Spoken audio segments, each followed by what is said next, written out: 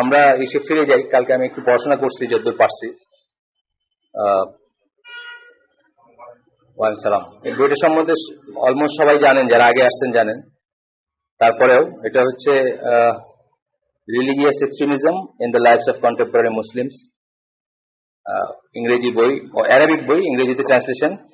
21-22 বছর আগে লেখা বই, সেপ্টেম্বর 11 আগের বই। সুতরাং এটির সাথে পোস্ট সেপ্টেম্বর 11 ঘটনাগুলোর কোনো নাই আসলে, যদিও আমরা বুঝবো যে কোথায় মিল আছে বা কিন্তু আসলে সেপ্টেম্বর 11 কে মাথায় রেখে বইটা লেখা হয় না, এটি জানার ব্যাপার। তো আমরা পড়তেছিলাম, অনেকদিন ধরে পড়তেছি, চরমপন্থা বা এক্সট্রিমিজমের ডেফিনেশন কোথায় কিভাবে শুরু হয়, সূত্রপাত হয়, এগুলো পড়ছি আমরা। তো আজকে যে চ্যাপ্টারটা পড়বো সেটার আগে মানে ওনারা এক্সট্রিমিজম বা চরমপন্থাকে দুই ভাগে ভাগ করছেন প্রাথমিকভাবে, অনেক আগে, প্রথম দিকেই বইয়ের। একটা বলতেছেন যে ডিড রিলেটেড বা কাজের সাথে জড়িত এক্সট্রিমিজম, আর একটা বলতেছেন আকিদা বা ইতিকাদি বা শরিয়া রিলেটেড, বিশ্বাস এর সাথে রিলেটেড এক্সট্রিমিজম। এবং ওনারা বলতেছেন যে বিশ্বাসের সাথে যেটা রিলেটেড ওইটাই ডেঞ্জারাস, ওইটাই সার্ভাইভ করে, ওইটাই টিকে থাকে এবং ওইটা থেকে সমস্যা হয়।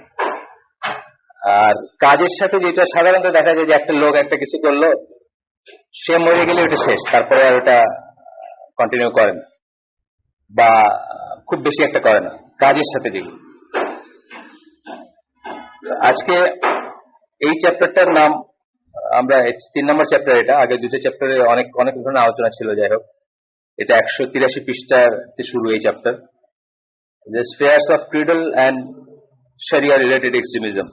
এই যে আকিদাগত এবং শরিয়া সম্পৃক্ত এক্সট্রিমিজমের চ্যাপ্টার এটা।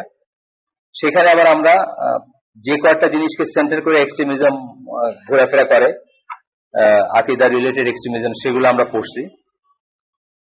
তো সেটার ভিতরে আপনার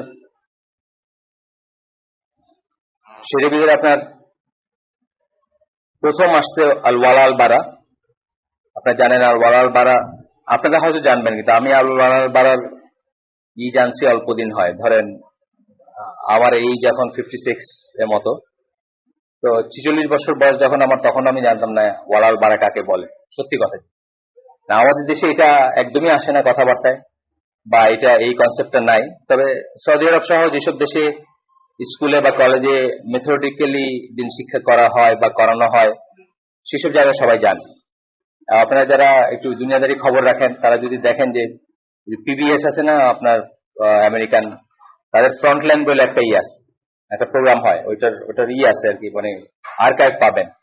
তো ওইখানে দেখবেন যে সৌদি শিক্ষা ব্যবস্থা নিয়ে ওরা খুব কনসার্ন, এবং সেটা নিয়ে অনেক লেখালেখি আছে। তার ভিতরে এই কনসেপ্টটা যে সৌদি আরব প্রোপাগেট করে বা সৌদি আরবে শিখানো হয়, পড়ানো হয়, এটাকে তারা মনে করে যে পৃথিবীর আজকের দুর্দশাগুলা বা পৃথিবীর আজকে যত ঝামেলা হইতেছে তার একটা মূল রিজন হচ্ছে এটা, মানে মুসলমানদেরকে এই ব্যাপারে কনসিয়াস করা হয়েছে বা ওভার কনসিয়াস করা হয়েছে সৌদি বেসড এডুকেশন সিস্টেম দিয়ে, এটা তারা কনসার্ন ফিল করে। যাই হোক, এটা আমরা কভার করছি আগে, ওয়ালাল বারার উপরে এখানে ক্লাসও হয়েছে আগে। তারপরে আসছিলাম যে এই এক্সট্রিমিজম 5টা ওয়ালাল বারার থেকে নিয়ে আর কি অনওয়ার্ড করতে গিয়েই ওয়ালাল বারার সাথে সাথে আসবে জামার কথাটা। আপনারা যারা শনিবারে এখানে ছিলেন, গত শনিবারে সাইফুল্লাহ ভাই ক্লাসে ছিলেন, তারা খেয়াল করছেন জামাত নিয়ে অনেক কথা বলছেন, কিন্তু কাকতালীয়ভাবে মিলে গেছে। আমরাও গত শুক্রবারে কিছুটা বলছি, আজকে আরো বলবো। তো এখানে বলতেছেন যে 5টা জিনিসকে কেন্দ্র করে সাধারণত চরমপন্থা বা গুলু যেটা এক্সট্রিমিজম যেটাকে আমরা বলি, ইসলামে যেটাকে এক্সট্রিমিজম বলি, সেটা সেটা প্রোপাগেট করে বা সেটা ঘোরাফেরা করে। তো সেগুলো ছিল extremism with respect to the conception of জামা। জামা বলতে কি বোঝায় বা জামাত বলতে কি বোঝায়, এইটার কনসেপ্ট নেই এক্সট্রিমিজম বা চরম একটা অবস্থানে যাওয়া। তারপরে extremism with respect to fanaticism and obedience to the জামা। একবার জামা যে যেটাকে মনে করলো সেটার প্রতি যে আনুগত্য অথবা সেটার সাথে লেগে থাকা বা এই ধরনের জিনিস নিয়ে এক্সট্রিমিজমের সূচনা হয়। আরেকটা বলতেছেন extremism that sets the Jama as the source of truth and what is right. আরেকটা চরমপন্থা বলতেছেন যে একটা জামাতকে বা একটা সমষ্টিকে বা একটা গোষ্ঠীকে যখন সত্য মিথ্যার হিসাবে বা ঠিক ভুলের মাপকাঠি হিসাবে নির্ধারণ করা হয়। এটা আমাদের দেশে আমরা দেখি যে যেখানে আছে, ধরেন ফর এক্সাম্পল চরমনাইর তাদের সাথে আপনি কিছুতেই বোঝাতে পারবেন না যে তাদের কোনো সমস্যা আছে। অনেক ফলোয়ার আছে, অনেক শিক্ষিত মানুষ আছে, ডাক্তার ইঞ্জিনিয়ার আছে অনেক। আমি বেশ অবাক হয়ে গেছি, মানে তাদের ফলোয়ারদের দেখে অনেক ডাক্তার ইঞ্জিনিয়ার আছে। ব্লগে লেখালেখি করে এক ডাক্তার সাহেব আছেন, উনি স্ট্রং ফলোয়ার। তারপরে extremism with respect to dissociating from the Muslim society. শেষটা ছিল যে মুসলমানদের থেকে নিজেকে পৃথক করে নেওয়া, আলাদা করে নেওয়া, সরায় নেওয়া অথবা তাদের সাথে কাট অফ করা। এটার পিছনে যে জিনিসটা কাজ করে যে সবাই ভ্রান্ত বা সবাই সমস্যা আছে, সবাই আকীদায় সমস্যা আছে, অথবা সবাই আজকাল আর সেই মুসলমান নাই বা আজকাল মুসলমানই বলা যায় না, মুসলমানকে এখান থেকে নিয়ে নিজেকে আলাদা করা। আচ্ছা, এরপরে আমরা কতগুলো হাদিস পড়ছি, বেশ ইম্পর্টেন্ট কিছু হাদিস এই জামাত কাকে বলে সেই কনসেপ্ট নিয়ে। তারপরে আমরা 5টা অপিনিয়নে পৌঁছেছিলাম, যে 5টা ব্যাপার জামাত এর সম্বন্ধে। আমি ওগুলো রিপিট করবো না যদি দরকার না হয়। শেষ আমরা যেখানে আসছি সেটা হচ্ছে যে গতদিন যেখানে এসে শেষ করছি, যে এত কিছু বলার পরে যে জামাতটা আসলে জামাত কথাটাকে 2টা সেন্সে ব্যবহার করা হয়। যখন আমরা জামাত বলি অথবা সুন্নাহ লিটারেচারে বা রাসূল সাল্লাল্লাহু আলাইহি ওয়াসাল্লাম বা তার পরের সাহাবীরা বা তাবেঈরা তারা যখন জামাত বলছেন, 2টা জিনিস চিন্তা করছেন, 2টা জিনিস তাদের মনে আসছে। একটা হচ্ছে যে একটা স্ট্রাকচার বা একটা ফর্ম বা চোখে দেখা একটা জিনিস, যে ধরেন আমরা একটা দেশে গেলে যখন নিউজ পেপার খুলি অথবা দেশের এয়ারপোর্ট থেকে আমরা বুঝি যে এটা হলো সরকার বলতে কি ইমিগ্রেশন, পুলিশ থেকে শুরু করে একটা স্ট্রাকচার থাকে না, সেরকম একটা স্ট্রাকচারাল জিনিস জামা বলতে বা জামাত বলতে।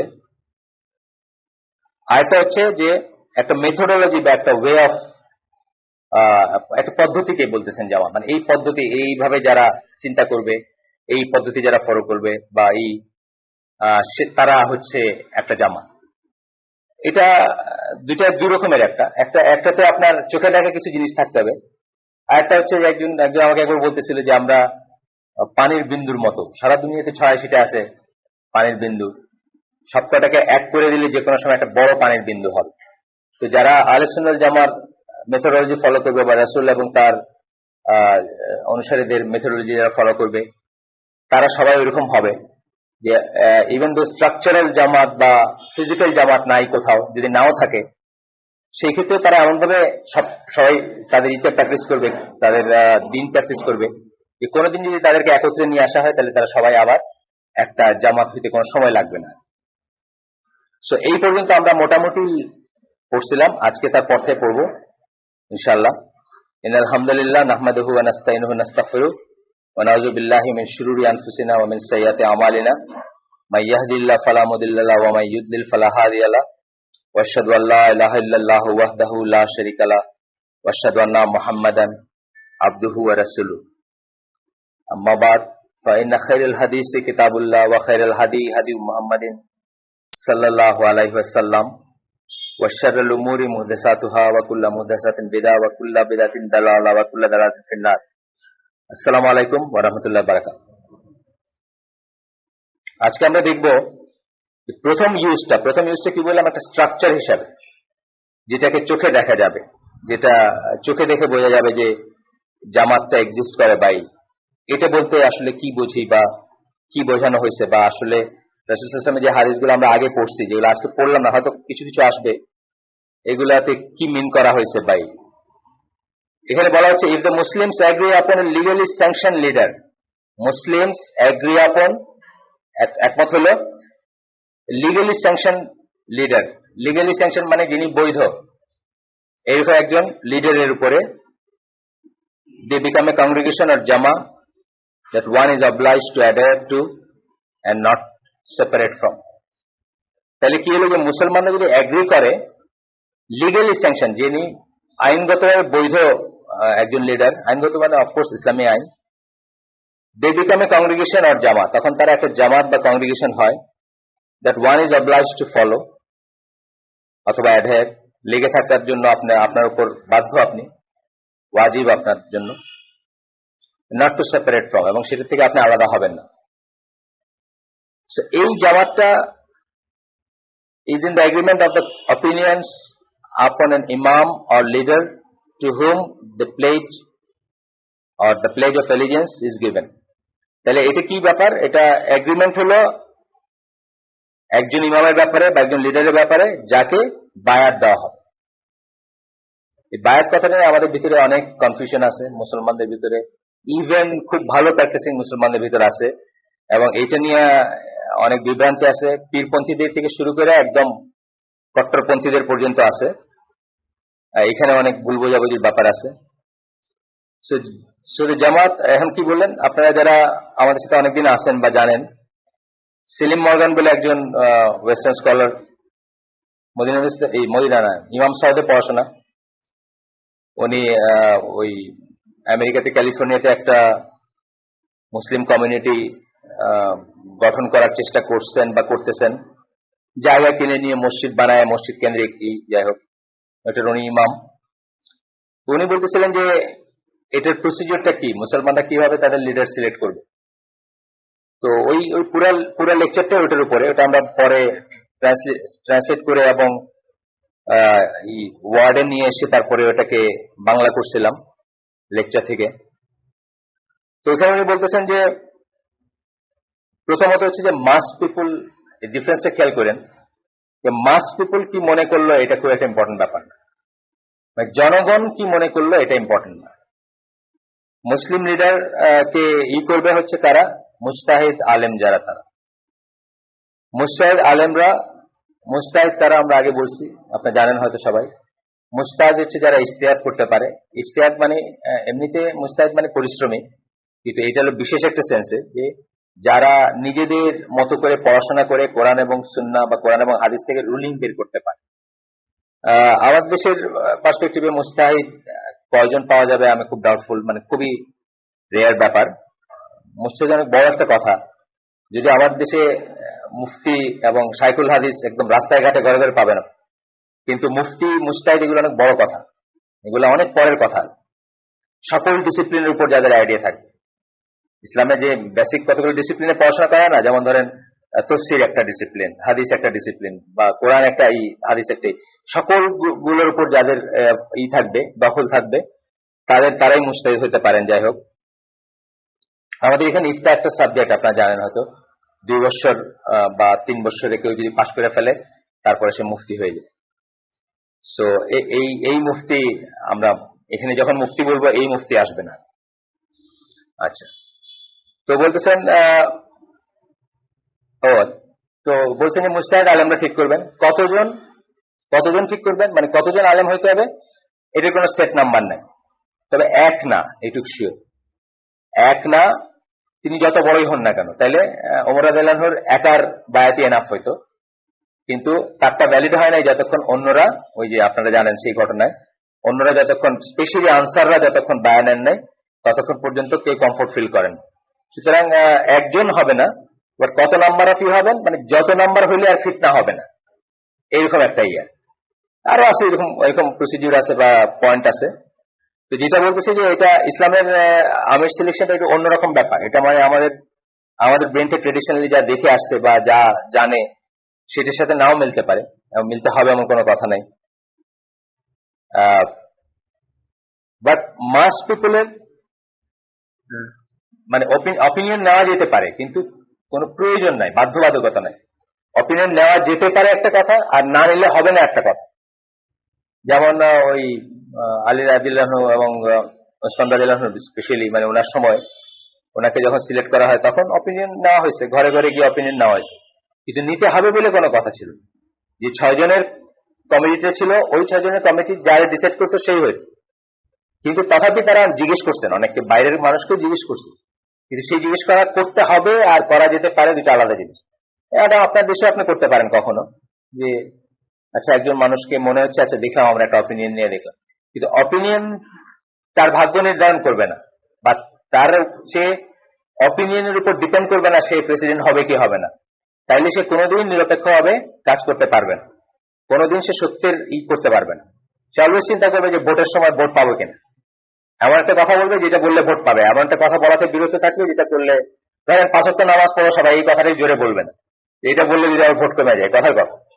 সো ইসলামে এটা কোয়াইট ডিফারেন্ট। এটা আমি একটু আউট অফ দ্য ওয়ে দিয়ে বললাম যাতে আমাদের মাথায় থাকে। তো বলতেছেন যে দিস ইজ দ্য জামা that was meant by the prophet সাল্লাল্লাহু আলাইহি ওয়াসাল্লাম, যে হাদিস আমরা আগে পড়ছি, এক লাইন পড়বো আমরা এখন।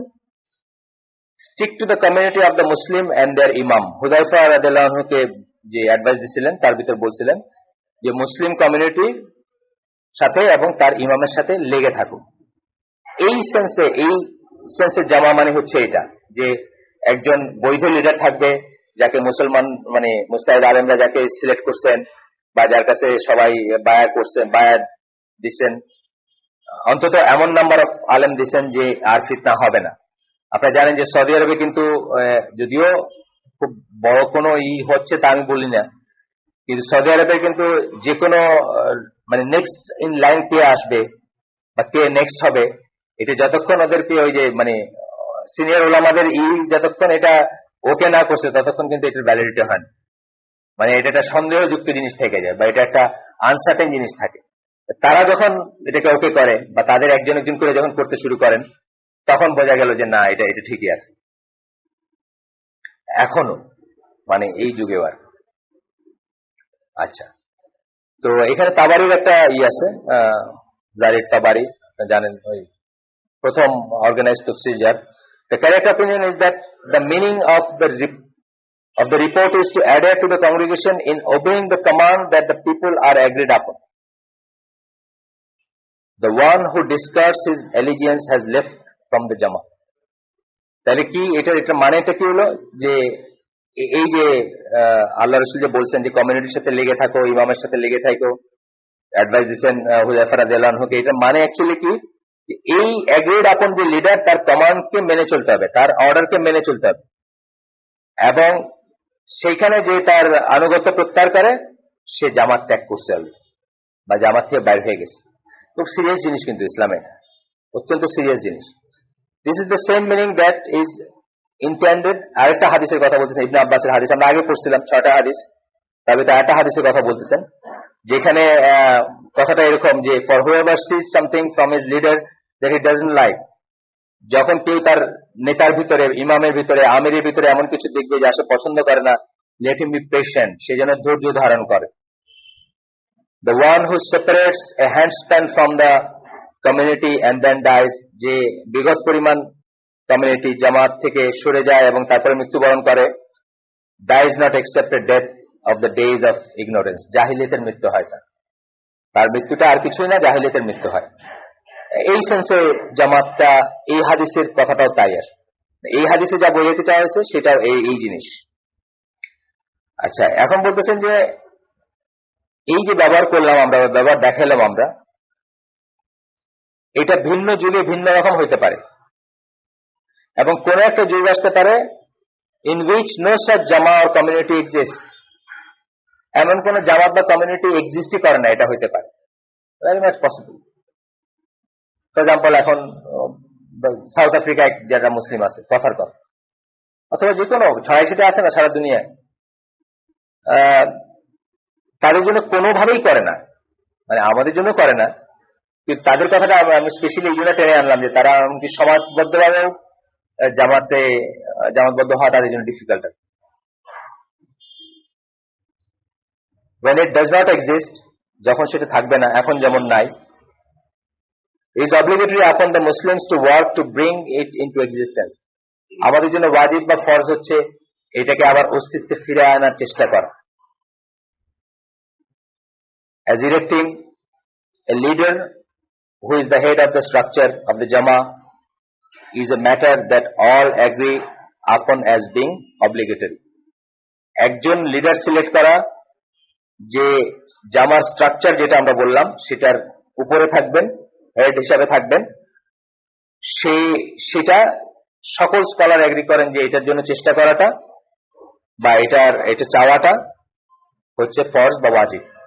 সেলিম মর্গানের যে লেকচারটার কথা আমরা বললাম ওইখানে উনি বলছেন যে এটা হচ্ছে one of the first and foremost ফরজ, কালেক্টিভ ফরজ, সবাইকে চেষ্টা করতে হবে যে এটা যেন হয়। এই জন্যই রাসূল সাল্লাল্লাহু আলাইহি ওয়াসাল্লামের মৃত্যুর পরে আবু বকর রাদিয়াল্লাহু আনহুর যে ব্যাপারটা হয়েছিল, আবু বকর রাদিয়াল্লাহু আনহুর ফিলিং বা ওমর রাদিয়াল্লাহু আনহুর ফিলিং রাসূল সাল্লাল্লাহু আলাইহি ওয়াসাল্লামের জন্য কম, এটা ভাবার কোনো কারণ নাই। কিন্তু তারপরে তারা লাশটা রেখে মুসলিম উম্মাহ সেভ করতে গেছিলেন। ইন এ সেন্স আপনারা জানেন যে ওইখানে অলরেডি আনসারীরা বলছেন যে ওনারা তো আমাদের গেস্ট ছিলেন, অনেকদিন তো হইলো, এখন আমরা এখন লিডার হব। তারপরে আবার এরকম প্রস্তাব আসছে যে মুহাজিরদের ভিতর থেকে একজন হবেন, এগুলো ওনাদের অনুপস্থিতি দেন, মুহাজিরদের ভিতর থেকে একজন হবেন আর আনসারদের ভিতর থেকে একজন হবেন, এরকম সময় গিয়ে ওনারা হাজির হয়েছে। তো এটার একটু সময়টা যদি কারেক্ট না হইতো অনেক বড় ডিজাস্টার হইতে পারত। হয়েছে তো আরব দেশে এই আগে এর চেয়ে কত ছোট জিনিসের জন্য যুদ্ধ হয়েছে, মারামারি হয়েছে বা কথা কাটাকাটি হয়েছে বা ইগোর প্রবলেম চলে আসে অনেক সময়।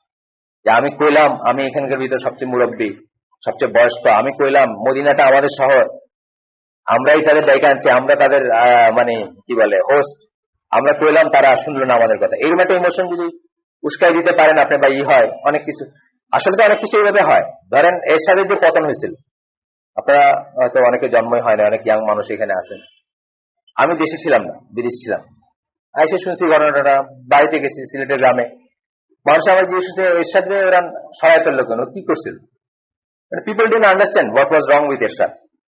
মানে আমি বলতেছি যে আমরা যেরকম মনে করি যে কোনো একটা আপরাইজাল বা যে কোনো একটা সারা দেশের মানুষ, তাই কি আসলে হয় নাকি? তা হয় না। এখানে গুলিগালাজ হয়েছে, একজন দুজন মারা গেছে, people took to the street, রাস্তায় নেমে আসছে, বাস হয়ে গেছে পতন, শেষ। দেশের অন্য প্রান্তে জানি না যে কি হয়েছে, আমার জিজ্ঞেস করতেছে, বেশ কয়েকদিন পরে আসছি আমি এই ঘটনার ছুটিতে আসছি, আমার সিলেটে মানে ইনোসেন্টলি জিজ্ঞেস করতেছে মানুষ যে তার কি তা হয়েছে, মানে হোয়াট ওয়েন্ট রং, তার কি সমস্যা ছিল, কি জানে না যে তার কি হয়েছে, এরকম ব্যাপার আর কি। তো এই জিনিসগুলো খুব ক্রিটিক্যাল মোমেন্ট ছিল, যে জন্য আবু বকর রাদিয়াল্লাহু আনহু বা ওমর রাদিয়াল্লাহু আনহু এটা বুঝতে পারছিলেন, এবং তারা শুনতে অ্যাপারেন্টলি খারাপও লাগতে পারে কারো যে নবী সাল্লাল্লাহু আলাইহি ওয়াসাল্লামের লাশ রেখে তারা ওইখানে করছেন। কিন্তু এখানে একটা ডায়ালগ আসতেছে যেখানে আপনার সাইদ বিন যায়েদ ওয়াদাস, তাকে জিজ্ঞেস করা হয়েছিল যে তুমি কি রাসূল সাল্লাল্লাহু আলাইহি ওয়াসাল্লামের মৃত্যু দেখছো, যে হ্যাঁ। তারপর জিজ্ঞেস করা হয়েছে যে বায়াতটা, আবু বকরের বায়াতটা কখন নেওয়া হয়েছিল, কখন তাকে বায়াত দেওয়া হয়েছিল? He said on the same day that the Messenger of Allah sallallahu alaihi wasallam died, একই দিনে যেদিন উনি মারা গেছিলেন। They hated to spend even a part of the day without a community. সাহাবীরা একটা কমিউনিটি ছাড়া, একটা স্ট্রাকচার ছাড়া, একটা লিডার ছাড়া একটা দিনের কিছু অংশটাও ছুটকা বা আলাদা আলাদা থাকাটাকে অপছন্দ করছিলেন। সেই জন্য তারা এটাই করছে। মানে খুব ডেঞ্জারাস ব্যাপার, যে কোনো কিছু হয়ে যেতে পারে। আমি যে হিস্ট্রি ক্লাস করে গেছিলাম ওই যে উত্তরায়, ওইখানে এরকম একটা সিচুয়েশন আবার আসছিল, ওসমান রাদিয়াল্লাহু আনহুকে যখন করা হবে, এটি ডিক্লেয়ার করা হচ্ছে যখন মসজিদ নববীতে, এই ডিক্লেয়ার করার সময়টাতে জ্ঞান গর্ব কিনা এটা তো খুব ডিফিকাল্ট একটা কথা বল, জ্ঞান গর্ব ভ্যারিজ, তাই না? এক একজনের কাছে এক একজন জ্ঞান গর্ব, এটা তো বলা খুব পপুলার, এটা আমরা বুঝি আর কি। উনি খুব ওটা যেটা অনেকেই করেন না, যেটা উনি করেন, এইটুকুর জন্য ওনাকে অ্যাপ্রিসিয়েট করা উচিত। মানে আমি মনে করি আল্লাহ তাআলা হয়তো সেই জন্যই তাকে একটা বাড়তি জনপ্রিয়তা দিচ্ছেন। ফর এক্সাম্পল প্যালেস্টাইনে যখন ওই যে এই কবে জানি একবার খুব মানল না ইসরায়েলিরা, উনি তো কুনুত নাজিলা করছেন এখানে জুমার নামাজ, খুব রেয়ার আলেম, মানে এটা বাংলাদেশে আমি আর কোথাও দেখিনি। যদিও করা উচিত, বলা উচিত, করা উচিত, খুতবার বিষয়বস্তু হওয়া উচিত, কিন্তু আমি দেখিনি কোথাও বলতে। পড়াটাকে দোয়াই তো, আর তো কিছু না। আপনি তো কিছু করতেছেন না, আপনি এক অক্ত কম খাইতেছেন না। দোয়া কোন বেসিক্যালি কি, দোয়াই। দোয়া করতেও কৃপণতার কি আছে আর ভয়ের কি আছে?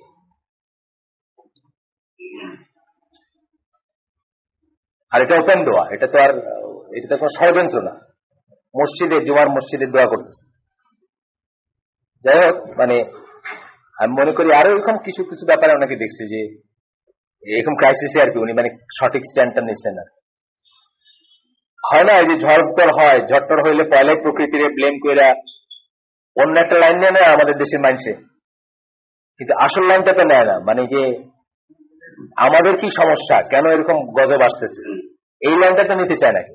সবাই পয়লাই আর কি মানে ত্রাণ কর্ম হইলো কি না হইলো, কারা কি করলো না করলো, কোন দেশ আসলো আর কোন দেশ দিল, এইসব নিয়ে। হ্যাঁ হ্যাঁ, দুর্যোগ কি দুর্যোগটা ঘটলো কেন, এটার রুট কি, কেন বারবার এরকম, মানে আল্লাহ তাআলা তো সিফাত, তো রহমান রহিম তো আল্লাহ সিফাত, তাহলে কেন এরকম জিনিস হচ্ছে, এইসব জিনিসগুলো উনি অ্যাড্রেস করতেন আর কি। যাই হোক, সেকেন্ড ইউসেজে আসি আমরা। দ্বিতীয়টা কি বললাম, যে জামা যখন বলি আমরা তখন আমরা মানে বলি একটা ওয়ে বা পদ্ধতি, পথ, মেথোডোলজি, প্রক্রিয়া, পদ্ধতি।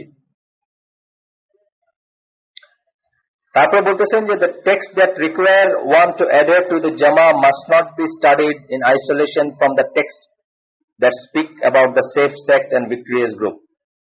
ফিরকাতুন নাজিয়া এবং তাইফা মনসুরা, যে কথাগুলো আমরা বারবার বলি, সেগুলোর সম্বন্ধে যে টেক্সট গুলো আছে, নস গুলো আছে, ওইগুলোর সাথে মিলে আমাদের জামার কনসেপ্টটা চিন্তা করা উচিত। কারণ ওইগুলোকে আজকে আমরা প্র্যাকটিক্যালি দেখতেছি দের ইজ একটা ক্রস সেকশন সময়ের কোনো জামাত নাই, তাইলে কি আল্লাহ রসুলের কথা মিথ্যা? যে একটা গ্রুপ থাকবে যারা সবসময় স্ট্রাকচার, কোনো জামাত নাই, তাই না? এখন ধরেন স্ট্রাকচার জামাত যেটা সেটা নাই, বা আরো এরকম সময় গেছে বা আরো সময় আসবে যখন স্ট্রাকচার কোনো জামাত নাই, তাহলে কি আল্লাহ রসুলের কথা মিথ্যা হয়ে গেল যে আমার উম্মতের ভিতরে একটা দল থাকবে যারা অলওয়েজ সঠিক ইসের উপর থাকবে, বা যারা বিজয়ী হবে, বা যাদেরকে কেউ ক্ষতি করতে পারবে না? তাইলে কি তখন এই কথাটা আসবে যে তাহলে এটা বলতে শুধু যে ওইটা বোঝানো হয়েছে তা না, মেথোডোলজি বা ইয়ে বোঝানো হয়েছে ওইটার উপর যারা থাকবে। হ্যাঁ, এত কমপ্লিট না জিনিসটা। একটা জামাত আল জামার কনসেপ্টটা হয়তো কমপ্লিট হইতো উইথ এ লিডার বা যে স্ট্রাকচার সেটা, কিন্তু সেই স্ট্রাকচার ছাড়াও কোন না কোনো ফর্মে জামাতটা থাকবে। ধরতেছে না কেন বুঝলাম, আমার এটা একেবারে যাচ্ছে না, হয়তো ফোনটা যায় নাকি, এই নাম্বার এখানে যায় নাকি কিছু বলে দেখো। So there is a clear and inseparable aspect between them when one researches those hadith and narrations. ওই সমস্ত হাদিস এবং নারেশন গুলোকে যখন আপনি রিসার্চ করবেন বা দেখবেন, তখন দেখবেন যে বেচারা 2-3 বার ফোন করছে, আমি ধরতে পারিনি, রাস্তায় ছিলাম তো। ধরতেছে? হ্যাঁ,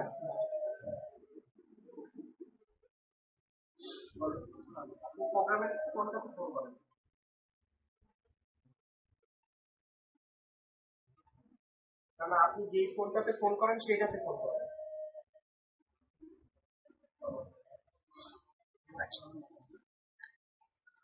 এগুলো কি হিসাব বললো না যে সারা জীবনের জন্য ভ্যালিড, এক সময় বললো না? টাকা আছে, ইনভ্যালিড হয়ে যায় মাঝে মাঝে। টাকা আছে, টাকা জমতে জমতে অনেক টাকা জমছে, এই জন্য। তাই না? ও আচ্ছা, আগে ইনকামিং আসতো না। আচ্ছা আচ্ছা আচ্ছা, যাই হোক। তারপরে বলতেছেন যে আমরা এই লিটারেচার, এইখানে একটা বলতেছেন হাদিস, এগুলো সব আপনারা জানেন, এখানে যারা আছেন আমার ধারণা সবাই জানেন, তবু আমি পড়ব যে ইহুদিরা 71 অথবা 72 ইসে বিভক্ত হয়েছিল, খ্রিস্টানরা 71 অথবা 72 গ্রুপে বিভক্ত হয়েছিল। আমার উম্মা বা আমার নেশন, রাসূল সাল্লাল্লাহু আলাইহি ওয়াসাল্লাম বলতেছেন, আবু হুরায়রা রাদিয়াল্লাহু আনহু বর্ণনায় হাদিস, আমার নেশন বা আমার উম্মা 73 ভাগে বিভক্ত হবে। তারপরে এরই আরেকটা নারেশনে, আরেক ধরনের নারেশনে বা আরেক ধরনের বর্ণনায় বলছেন যে 72টা জাহান্নামে যাবে এবং একটা, one of them in paradise. এরপরে সেভ গ্রুপ যেটা ফিরকাতুন নাজিয়া, অনেক নারেশনে এটাকে ডিফাইন করছেন আল্লাহ রাসূল সাল্লাল্লাহু আলাইহি ওয়াসাল্লাম। কখনো বলছেন and one in paradise and it is the জামা, একটা হচ্ছে সেভ মানে কি মুক্তিপ্রাপ্ত বা নাজাত প্রাপ্ত দল, ওয়ান ইন প্যারাডাইস সেটা জান্নাতে, এন্ড ইট ইজ দি জামা, আল জামা। বা এখানে আমরা আগে অনেকবার বলছি, ওই দিন বলছেন কিছুটা, ওই যে সাইফুল্লাহ ভাই, সেটা হচ্ছে যে আহলে সুন্নাত জামাত কথাটা নিয়ে একটা বিভ্রান্তি আছে। কোন কোন গ্রুপ বা কোন কোন দল এটার ব্যবহারটাকে একদম সহ্য করতে পারে না, বলে যে এটা কি রাসূল সাল্লাল্লাহু আলাইহি ওয়াসাল্লামের সময় বলা হয়েছে নাকি, তো রাসূল সাল্লাল্লাহু আলাইহি ওয়াসাল্লামের সময় কি তাওহীদ আসমাউল হুসনা ছিল নাকি? ছিল না। বা এরকম আরো অনেক মেথোডোলজি পাবেন যেগুলো ছিল না। যে আজকে আমরা যে সেন্সে আকীদা পড়াশোনা করি এগুলো ছিল না, তখন যেভাবে ডিফাইন করি এগুলো ছিল না। দেখতে হবে যে এই জিনিসটা কোরআন কম্পাইলেশন ছিল না রাসূল সাল্লাল্লাহু আলাইহি ওয়াসাল্লামের সময়। তা আজকে আমরা মুসাফ যেটা ইউজ করি আমরা কি বলবো না যে আমরা বেদাত করতেছি? দেখতে হবে যে এটার অরিজিন ছিল কিনা এবং এটাকে আমরা কি মনে করে করতেছি। রাসূল সাল্লাল্লাহু আলাইহি ওয়াসাল্লামের সময় আমি অনেকবার বলছি, এখানে আবারও বলতেছি, আল্লাহ রাসূল সাল্লাল্লাহু আলাইহি ওয়াসাল্লামের সময় একজন লোকও ছিল না যে মুসলিম অথচ যে তার জামাতের বাইরে ছিল। তার জামাতের বাইরে থাকা মানে সে মুসলিম না, সিম্পল কথা। একজন লোকও ছিল না, একজন মুসলিমও ছিল না। আলবানিকে একজন, আমি এটা এটা পড়া এবং শোনার ব্যাপার, আলবানির সাথে তর্ক করতেছিল যে আপনারা এরকম বলেন আহলে সুন্নাত জামা বলেন বা এটা বলেন ওটা বলেন সালাফি বলেন, এগুলো কি বেদাত না? তখন উনি বলতেছিলেন, ওনার যুক্তি এরকম ছিল যে তোমাকে যদি এখন বলে যে তুমি কি বলবা, আমি মুসলিম বলবো। তো মুসলিম বলতে কোন মুসলিম? কথাটা উনি যেটা বলে দিতেছেন, ধরেন আজকে হাফিজ আল আসাদ কিন্তু মুসলিম, ওয়েস্টার্নারদের ঠিক চিহ্ন কি? হাফিজ আল আসাদ সিরিয়ার প্রেসিডেন্ট মুসলিম, অথচ যারা পড়াশোনা করছেন কিন্তু তারা জানেন যে আলেভাইটস মুসলিম। আলেভাইটস কারা? যারা আলী রাদিয়াল্লাহু আনহুকে গড মনে করে, রক্ত মাংসে ভগবান মনে করে বা রক্ত মাংসে আল্লাহ মনে করে। এই কল্পনা করা যায় যে একজন মুসলিম কাউকে রক্ত মাংসে আল্লাহ মনে করতে পারে? কল্পনা করতে পারে না। বাট একটা জাতিসংঘে যখন যাবেন, আপনিও মুসলিম সেও মুসলিম, তাহলে ওই সময় আল জামা বলতে কি বোঝাইতো? যে আল্লাহ রাসূল এবং সাহাবীদের জামাত, তার বাইরে একজনও মুসলিম থাকতো না, তার বাইরে যে আছে সে কাফের চলবে। আজকে কি এরকম কোন ব্যাপার আছে? আজকে আপনি মুসলিম বললেন, হাফিজ আল আসাদও মুসলিম, আপনার মোহাম্মদ বিন সালেহ আল হুসাইমিনও মুসলিম, তাইলে এখানে ডিফাইন করার প্রয়োজন আছে। এটা না করতে গিয়ে যেটা হয়েছে আর কি, যে হাফেজ হুজুরের মতো সারা জীবন দিনের খেদমত করে উনি লাস্টলি চাইছেন কি ইরানি রেভলিউশনের সাথে করে ইসলামী বিপ্লব বাংলাদেশে ঘটানো যায়। ইরানিদের মানে রাফিজি শিয়াদের ডেফিনেশন যারা জানে, বাই ডেফিনেশন তারা জানে যে এদের সাথে মিলে মুসলিমদের কিছু হবার নয়, হইতে পারে না। আমরা কি যে আহলে সুন্নাত জামা বলতেছি, মানে আই এন্ড মাই কম্পেনিয়ন্স, যার উপর আসি, রাসূল সাল্লাল্লাহু আলাইহি ওয়াসাল্লাম বলতেছেন এই কম্পেনিয়নদের 4 জন বা 5 জন ছাড়া সবাইকে কাফের বলে, তারা সবাইকে মুরতাদ বলে। তাদের সাথে মিলে কি আমরা ইসলাম প্রতিষ্ঠা করতে পারবো কোনোদিন? সো এই জিনিসটা আসছেই যখন আপনি ওই কথাগুলো মাথায় রাখেন নাই, আমি এবং আমার সাহাবীরা যে পথের উপর আছি ওইটা হচ্ছে জামাত, বা ওই মেথডে যারা ফলো করবে তারা হচ্ছে আহলে সুন্নাত জামাত। আপনি মুসলিম মুসলিম মুসলিম জামাতুল মুসলিমিন, শেষ, আমরা সবাই মুসলিম। অফকোর্স আমরা মুসলিম, আমাদের জেনারিক পরিচয় মুসলিম, কিন্তু হাফিজ আল আসাদও মুসলিম, খোমেনিও মুসলিম, হাফিজ হুজুরও মুসলিম।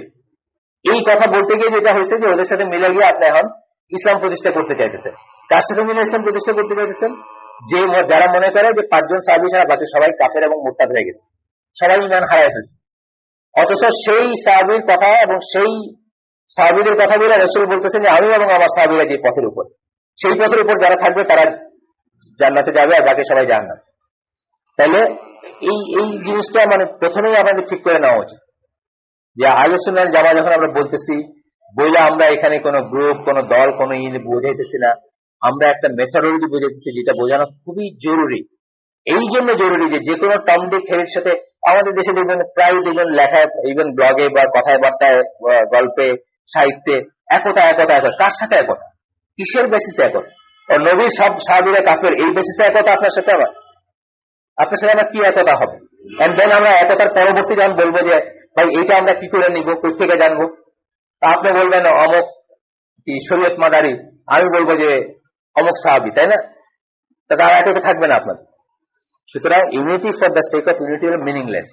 ইউনিটি হইতে হবে আল্লাহ রাসূল এবং সাহাবীরা যার উপর ছিলেন সেই মেথডোলজি, সেই আকীদার উপর ইউনিটি হইতে হবে। ইউনিটির একটা একটা একটা পয়েন্ট থাকতে হবে যে কিসের উপরে। এটা মুসলিম একটা নামের উপর ইউনিটি মিনিংলেস। কিন্তু বললাম আমি ওই বিট্রায়াল অফ ইস্ট পাকিস্তান পড়তেছি, আমি শেষ পর্যায়ে আছি। নিয়াজির লেখা জানেন তো আপনারা, নিয়াজি ছিল ইস্টার্ন কমান্ডের জিওসি, মানে এখানকার কমান্ডার ছিল, পূর্ব রণাঙ্গনের সামরিক ছিল তখন। তো সে বলতেছে যে বন্দি দশায় আমরা কি করে নামাজ পড়তাম সবাই, নামাজ এবং তেলাওয়াত। সে আবার এক লাইন লিখছে যে আমি অবশ্য আগের থেকে পড়তাম নামাজ, আমি অবশ্য আগেও নামাজ আর তেলাওয়াত করতাম, তবে অনেকেই যারা মানে আগে এই ব্যাপারে সিরিয়াস ছিল না, বন্দি অবস্থা অনেক সময় সে নামাজ এবং তেলাওয়াত করত। এই মুসলমান নিয়ে একতাবদ্ধ, এই মুসলমান নিয়ে জিহাদ, এই মুসলমান নিয়ে ওইখানে আবার জিহাদের কথাও আছে কিছু, মানে কিছু কিছু পাকিস্তান আর্মিতে তারা বুঝাইছে যে এটাই জিহাদ আর ওই সময় 71-টা।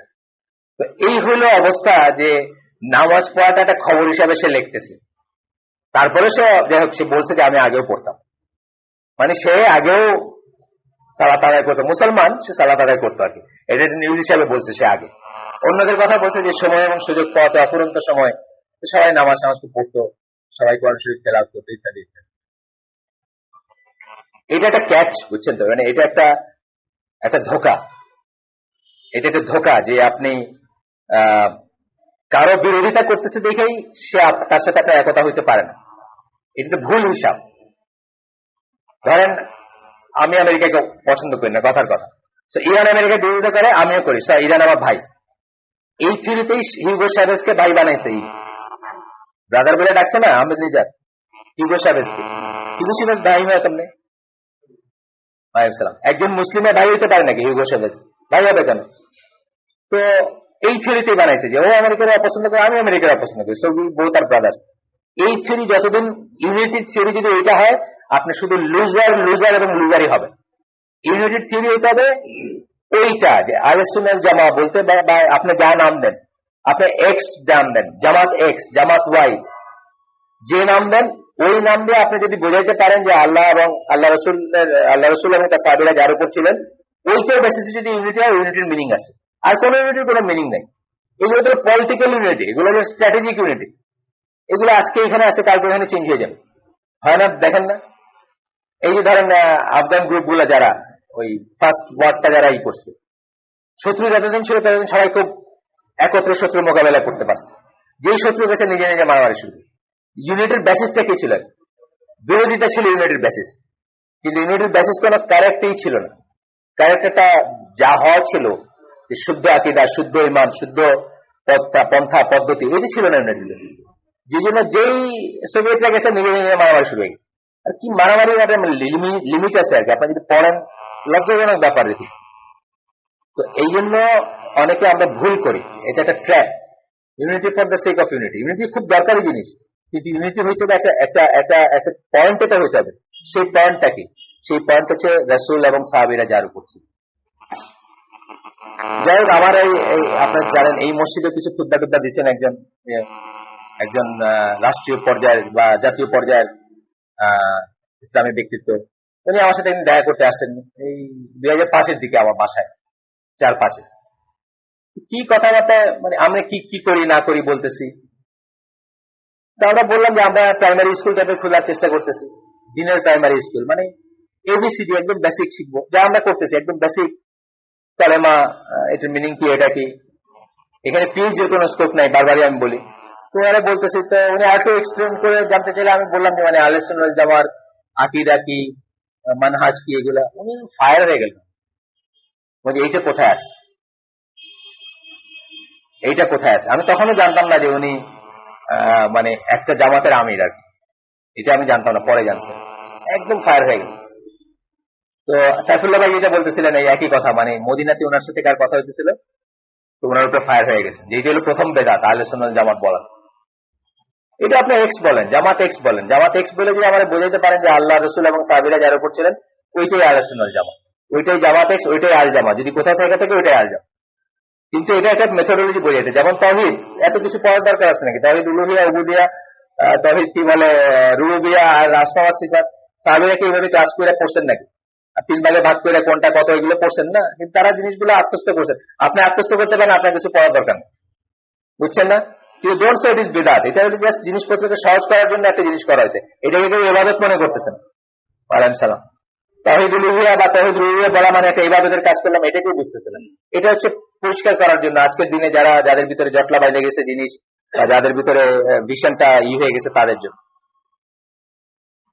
একইভাবে আরো বলছেন যে all of them are in hell fire except for the vast masses. এটার এক্সপ্লেনেশন আছে, পরে দেখবো আমরা। সবাই দোজকে এক্সেপ্ট মেজরিটি বা ভাস্ট যাদের উপর, মেইন স্ট্রিম যাদের উপর, যারা তারা ছাড়া। আরো এখানে বলছেন যে what I am upon as well as my companion, যে পথের উপর আমি এবং আমার সাহাবীরা আছেন, এরকম বলছেন। এখন আগের একজন স্কলার আল আজুরি উনি বলছেন the meaning of all of them are one ইনশাআল্লাহ। প্রফেট স্টেটমেন্ট উনি বলছেন যে এই সবকটা কথা আসলে মিনিংটা একই। তো উনি বলছেন যে আল্লাহ রাসূলের কথা যেখানে উনি বলছেন what I am upon as well as my companion, যার উপর আমি আছি এবং আমার সাহাবীরা আছেন, makes it clear that the safe sect is the one having the same qualities as the prophet and his companions. তাহলে সেফ সেক্ট হইতে হবে কারা, না নাজাতপ্রাপ্ত দল হবে কারা, যাদের ওই সমস্ত কোয়ালিটি থাকবে যে সমস্ত কোয়ালিটি রাসূল সাল্লাল্লাহু আলাইহি ওয়াসাল্লাম ছিল এবং তার সাহাবীদের ছিল। সাহাবীদের যারা মুরতাদ এবং কাফের মনে করে তারা সেফ সেক্ট হতে পারে না, আর তাদের সাথে হাত মিলে আমরাও সেফ সেক্ট হতে পারি না। তাহলে বোঝার ব্যাপার আছে। এই জন্য পড়াশোনা আসলে অনেক আসলে স্টাডিটা অনেক বাড়া দেওয়া উচিত। কথা বলার চেয়ে বা কিছু করার মেন্টালিটির চেয়ে প্রথমে জানার মেন্টালিটি। এখানে আসছেন কিনা আমি জানি না, আমার সাথে ইন্টারনেটে পরিচয় এক ভাইয়ের, তো লেটস ডু সামথিং এই টাইপের উনারই আর কি দাওয়াত, মানে নতুন পরিচয় আমার সাথে। তা আমি বললাম যে সামথিং কি করবেন এটা আমি জানতাম। তা আমি বললাম যে উনি বলতেছেন যে আমি তো একা করতে পারি না, আমি সাহায্যের হাত বাড়ায় দেন আপনার সবাই। তা আমি বললাম যে সবকিছুর আগে জানতে হবে যে আপনি আসলে আপনার দিনকে কতটুকু জানেন এবং লেটস ডু সামথিং বলতে আপনি কতটুকু বোঝেন সেটা জানার ব্যাপার আছে। তো ওর আগে আমি রবি আল হাদি আল মাদখালির ওই বইটা দিলাম, ওই যে নবীদের দাওয়াতের নীতি। যদিও রবি আল হাদি আল মাদখালি কিন্তু আমাদের কাছে বা আমার কাছে বা আমরা যাদের সাথে উঠা বসে করি তাদের কাছে খুব ফেভার স্কলার না, ওনার কিছু এক্সট্রিম লিনিং আছে যেগুলোর সাথে আমরা এগ্রি করি না। এই পার্টিকুলার বইটাতে উনি খুব পরিষ্কার ভাবে দাওয়াতের মেথোডোলজিকে ডিফাইন করছেন। তো উনি কি বলছেন, উনি বলছেন 1 নম্বর পয়েন্ট হচ্ছে নলেজ। আপনি দাওয়াত দিবেন, যার দিকে দিতেছেন ওই সম্বন্ধে আপনার নলেজ থাকবে। এক লাইনই হোক, আপনি হয়তো একটা আয়াতের দিকেই দিচ্ছেন, কিন্তু ওই একটা আয়াত অন্তত জানতে হবে। আপনি এই একটা আয়াত না জানলে আপনার দাওয়াত কিসের দিকে দিচ্ছেন, কার দিকে দিচ্ছেন বা কি দাওয়াত দিচ্ছেন। সো ওনাকে বললাম যে, তো উনি আমাকে বললেন যে এক পর্যায়ে মানে একদিন চ্যাট হইতেছিল আর কি, আমার মেয়ের সাথে আমার ওয়াইফ কথা বলতেছে, আমার সাথে চ্যাট হচ্ছে না। তো কথায় কথায় উনি আমাকে বললেন যে আমি শিয়া না, সুন্নি না, সুফি না, সালাফি না, কিছুই না। তারপরে বললেন যে আপনাকে চিনেন নাকি ওনাকে, এখানে আসেন যার সাথে আমার চ্যাট হয়েছে। আমি তার নামটা বলতে চাচ্ছি না, যদি কেউ থেকে থাকে তাহলে পরে দেখা করে যায় না আমার সাথে। তো উনি বলতেছেন যে নাম বলতেছেন ইচ্ছা করেই, তাকে ডিফেন্ড করাটা আমার উদ্দেশ্য না। আমি বলছি ভুলটা কোথায় হয়। তো উনি বলতেছেন যে ফলের স্কিন কালার দেখে যদি আমরা ক্ষান্ত হয়ে যাই তাহলে এই ফলের টেস্ট নেওয়া হবে না। ফলকে মানে স্কিন করার পরে, চোখলা ফেলার পরে তারপরে স্বাদ নিলে কিছুটা পছন্দ করব, কিছুটা অপছন্দ করবো, যেটুকু প্রয়োজনীয় সেটুকু নিবো, যেটুকু প্রয়োজন। আপনার জীবনে একটা সময় আছে না, আপনি একবার শিয়া হয়ে গিয়া, আমি জানি আপনার জীবনে থাকতে পারে, আমার জীবনে নাই। যে আমি উনি শিয়ার কথাটা বলছেন, শিয়া বলছেন, সুন্নি বলছেন, সুফি বলছেন, সালাফি বলছেন। আপনার জীবনের সময় আছে যে আপনি প্রত্যেকটা স্কিন ছুলাইয়া ওইটার ভিতরে ঢুইকা ওইটার সাথে মিশা ওইটার ভালোটুকু নিবেন, খারাপটুকু নিবেন না। আমার ভাই এটা নাই, কারণ আমি ইরানে চাকরি করছি এক কন্ট্রাক্ট। আমি বুঝছি যে I have got nothing to do with them. যদি আমি জোশ নিয়ে গেছি তখন 1989 এর কথা, যে আর দুনিয়া একটা হইলে ইসলামিক দেশ আছে বা একটা হইলে বাপের বেটা আছে, যে কিন্তু গিয়ে আমি বুঝছি I have got nothing to do with them. আমার জীবনের সময় নাই যে আমি ওরেন থেকে গিয়ে সত্য কি বাইর করবো। যে লক্ষ লক্ষ সাহাবীর ভিতর থেকে যারা মাত্র 5 জনকে মুসলিম মনে করে, সেই 5 জনের ভিতর তারা কি পায় তাদের মুসলিম মনে করছিল আর কি মধুটা ছিল, ওইটা জানার জন্য আমার জীবন কাটায়া তারপরে ওই 5 জনেরটুকু জানলাম। আর লক্ষ লক্ষ সাহাবী একসাথে পড়ে থাকলে আমার লাইফে সময় নাই ভাই। তো একইভাবে সুফির লাইফে ওর সাথে গিয়ে ফানা হইয়া, ওর সাথে ফ্রক পরে কিছুক্ষণ নাইচা, তারপরে বুঝলাম যে ওর ভিতরে ভালো কদ্দুর আছে। এই এই এই এই এক্সপেন্সিভ লাইফ কার বলেন? তো যাই হোক, আমি আর করি নাই ওনাকে, মানে আমি জি বলেন। হ্যাঁ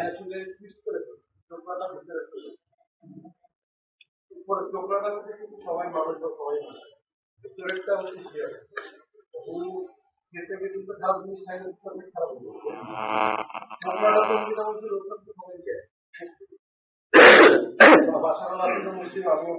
উনি বলছেন শুধু ভালোটুকু নিব আমি, হ্যাঁ তার থেকে শুধু ভালোটুকু নিব। আপনারা জানেন না যে মানে ওই যে পাড়ার চাচায় কইছিল চলো না সবাই লাগায়, আমরাও লাগাই দিই, লাগাইতে শুরু করছে 70 বছর বয়সে গিয়া জীবন শেষ হয়ে গেছে, আর বাইরে হইতে পারে না। হইতে আছে না কত মানুষ, এরা কি ঘাস খায় নাকি? বুয়েটের টিচার আছে না, চিল্লা লাগায় চলতেছে সারা জীবন ধরে, রাস্তায় বাড়িতে থেকে। তা আমার জীবনে কি এই সময় আছে নাকি যে আমি লাগাই দিই? আচ্ছা লাগাই দিয়ে দেখলাম যে এটার ভিতরে কি আছে, তারপর আরেকখানে গিয়ে দেখলাম এটার ভিতরে কি আছে, ট্রায়াল দিতে দিতে আমি শেষ। সো আমরা আল্লাহর কাছে পানা চাই এই ধরনের এক্সপিরিয়েন্স থেকে, এই ধরনের এক্সপেরিমেন্ট থেকে পানা চাই। আমাদের জীবনের সময় বরকত চাওয়ার কিন্তু আছে, এবং গুনাহ থেকে আমরা বেঁচে থাকি। মানে সব কথার শেষ কথা হচ্ছে সময়ের মেধার বরকত পাইতে হলে গুনাহ অবশ্যই পরিত্যাগ করতে হবে। কিছুতেই মনে করবেন না যে গুনাহ ক্যান স্টে ইন গুনাহস place and my intellect and my মানে কি ইবাদত আর my sincerity will take me somewhere. কিছুতেই নিবে না কোথাও, গুনাহ পরিত্যাগ করতেই হবে। কারণ গুনাহকে রেখে কোনো ভালো কাজ হবে না, কোনো ভালো কাজ সমাধা করা যাবে না। তো যাই হোক, আমরা আল্লাহর কাছে বরকত চাবো যে আমাদের জীবনের জন্য আল্লাহ বরকত দেন। আমি সাইফুল্লাহ ভাইয়ের সাথে কালকে একটু দরকার ছিল, একসাথে কিছুক্ষণ ছিলাম। আমি বলতেছিলাম যে দেখেন, আমার লাইফের কথা বলতেছিলাম যে আমরা তো ইসলাম সম্বন্ধে পড়তে শুরু করছি কাফিরের বই দিয়ে। সত্যি কথা, যে ইসলামের উপর প্রথম পড়াশোনাগুলো কাফেরের লেখা বই, কাফেরের বাই কাফের, ফ্রম কাফের, অফ কাফের বই, যেগুলো আর কি। যাই হোক, আপনার এই যে এই ডাব্লিউ মন্টগমারি ওয়াট, তারপরে